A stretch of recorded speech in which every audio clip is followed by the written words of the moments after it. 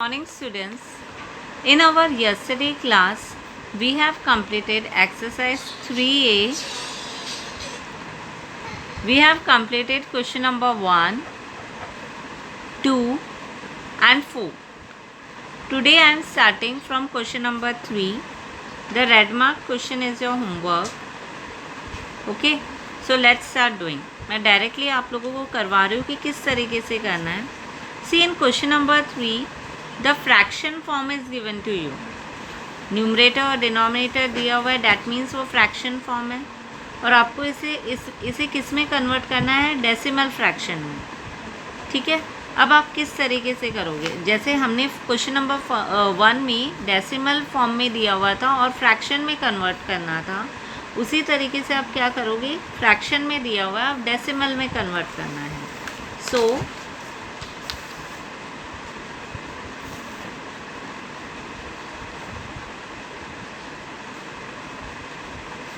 question number 3 is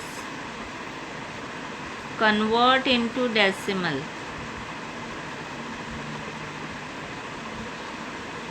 First question is 47 by 10.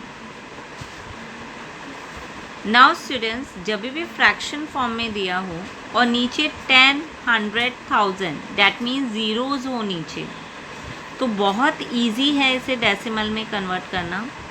1 0 is there. मैंने आपको बताया था कि अगर डेसिमल पॉइंट नहीं है आपको कहाँ एज्यूम करना है, यहाँ पर 1 0 है तो इसकी प्लेस चेंज होके कहाँ आ जाएगी, 7 से पहले. So my answer will be 4.7. If 156 upon 100 is given, that means 2 zeros are there. So here is your decimal point. 2 0 पहले मतलब यहाँ पर आ जाएगा. So my answer will be 1.56. That means जितने भी ज़ीरोज़ हैं आप यहाँ से काउंट करोगे और उतने डिजिट से पहले आप डेसिमल लगा दोगे. ओके, अगर 3 ज़ीरोज़ होते तो 1 से पहले आ जाता decimal. Right, now third fourth I am giving you as homework क्योंकि बहुत इजी है. फिफ्थ वाला मैं करवा रही हूँ. Now in fifth one 25 upon 8 is given. Now students, यहाँ पर 10, 100, 1000 ऐसा कुछ है, ज़ीरोज़ हैं, कुछ भी है नहीं है. ये जो है ना, ये सिर्फ 10, 100, 1000 मतलब 1 और 1 के साथ में ज़ीरोज़ आते हैं, उसी में पॉसिबल है. अगर डिनोमिनेटर में इनके अलावा नंबर्स आ गए जैसे 2, 3, 4, 5, 6, 7, 8, 9, 11, 13 इस तरीके से अगर आ जाता है तो you will do the normal division. अब नॉर्मल डिवीज़न जो है मैं प्रेफर करूँगी आगे चलकर कि आप रफ में करो, बट ये अभी मुझे वर्किंग शो करोगे. Okay, so I want working. Now like this you will do. 8 you will write out and 25 you will write inside. Now 25 is not going in the table of 8 but 24 is going. How many times? 3 times 24 is going. अब अगर हमारा normal division होता तो हम इसको यहीं पर stop कर देते. यस और नो, रिमाइंडर 1 आ रहा है, ठीक है, क्वेश्चन 3 आ रहा है. नाउ हमें क्या चाहिए, वी वांट डेसिमल फ्रैक्शन, और डेसिमल फ्रैक्शन में आपको आगे कंटिन्यू करना है. दैट मीन्स जब आप यहाँ पर डेसिमल लगाओगे, when you put 1 decimal over here, you can take as many zeros as you want, लेकिन एक साथ नहीं. मतलब अगर आप यहाँ पर डेसिमल लगाते हो तो यहाँ पर आप ज़ीरो ले सकते हो. ओके, तो मैंने डेसिमल लगाया, ज़ीरो लिखा. ओके, अब 10 जो है वो बड़ा हो गया 8 से, सो 8 1 जा 8, सो रिमाइंडर विल बी 2. नाउ जैसे ही आप एक डेसिमल लगाते हो वैसे ही आप ज़ीरोज़ कंटिन्यू कर सकते हो। मतलब यहाँ पर मैंने ज़ीरो लगाया है, मैं यहाँ पर भी लगा सकती हूँ इसे, ठीक है। That means you can take as many zero as you want. अब 20 is not going in the table of 8 but 16 is going, so I will write 8 to just 16,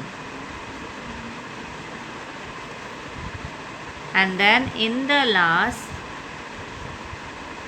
remainder 4 आया, but still you can put 0 here क्योंकि आपको पता है कि 40 जा रहा है 8 के टेबल में, so you can put 0 here and then it will completely divide it. हमारा कंप्लीट डिवीज़न हो जाएगा इस तरीके से, ठीक है। लेकिन अगर सपोज़ करो यहाँ पर रिमाइंडर वापस से आ जाता और अगर आपको लग रहा है कि कंटिन्यूएशन में बहुत लंबा डिवीज़न हो रहा है, तो you can stop till 3 digits after decimal, यानी आप डेसिमल के बाद में 3 डिजिट्स के बाद में स्टॉप कर सकते हो, ओके। लेकिन इस सिचुएशन में मैंने स्टॉप क्यों नहीं किया, क्योंकि मुझे लग रहा था कि ये आगे चल कर, जैसे अब मुझे पता चल गया 8 1 जा 8 आ रहा है, 2 डिजिट्स मैंने ले लिया, 3 डिजिट्स मैंने ले लिया, ठीक है। दैट मीन्स मुझे पता चल रहा था कि हाँ 8 5 जा 40 आ रहा है, तो मैं इसको कंटिन्यू करूँगी। अब अगर आप देखोगे your answer is coming as 3.125, ये डेसिमल फ्रैक्शन हो गया आपका। So 25/8 का decimal fraction will be 3.125. So in this manner you are going to do when in the denominator 8, 7, 6, 5 such numbers will come, then you have to do like this, okay. Now sixth one,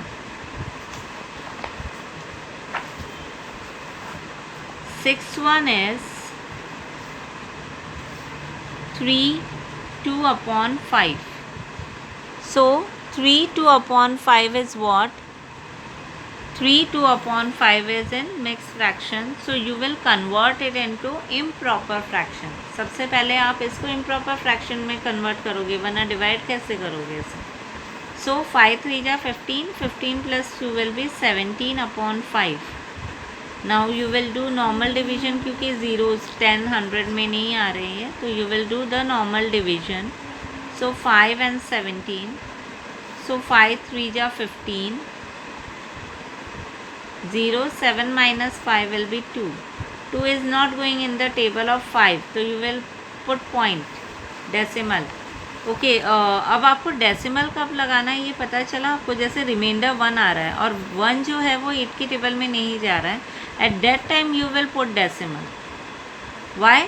for getting zero. Decimal लगाने से हमें zero मिलेगा और फिर वो बड़ा हो जाएगा, जैसे जो डिविडेंड है उससे, सॉरी डिवाइज़र है उससे, that is why, okay. So here also if I put decimal over here, I can write 0 here. Now 5, how many times 20 is going? 5 4 times 20 is going. So my answer will be 3.4. Is it clear? And the last one that I am going to do for you is 7, that is 2 2/25. The rest question you will do. So 2 2/25. Now again 25 2 ja will be 50 and 50 plus 2 will be 52. So 52/25. Then 25 and then 52. So 25 2 ja 50. 0 and then 2 will be your remainder. You will put point here, एक zero आ जाएगा, लेकिन 20 आ गया तो 20 तो 25 के table में जा ही नहीं रहा है, तो again you will put 1 0 over here. लेकिन जब भी हम 2 डिजिट्स एक साथ लेते हैं, आप हमेशा नॉर्मल डिवीजन में आप क्या लगाते हो? ज़ीरो लगाते हो, is it clear? So point के लिए 1 0 और 2 0 एक साथ आपने लिया है, डैट मीन्स 2 डिजिट एक साथ आपने ली है, तो आपको 1 0 ऊपर लगाना पड़ेगा. Now it is 200. Now you will see 25 के टेबल में 200 जा रहा है या नहीं जा रहा है. 8 5 जा 40, 8 2 जा 16. Yes, it is going 25 8 times. So 25 8 times 200 is going. So my answer will be 2.08. Is it clear?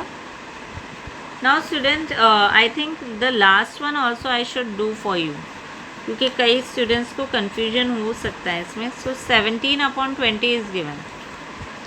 Now in all this question यहाँ पर एक number आ रहा था डेसिमल से पहले, कोई भी डिजिट था 1 2 3 4. But in this case when you see this, जब आप नॉर्मल डिवीजन करोगे यू विल सी कि 20 के टेबल में तो 17 जा ही नहीं रहा है, तो कोई बात नहीं, स्टार्टिंग में लगा दो decimal, no problem. Okay, so your 1 0 will come. Now 28 जा 160 will come. So you will write 160 here. So 1, ये 10 हो गया. Then you will again put 1 0 and 25 जा 100. So my answer will be 0.85. Is it clear to all of you? Okay.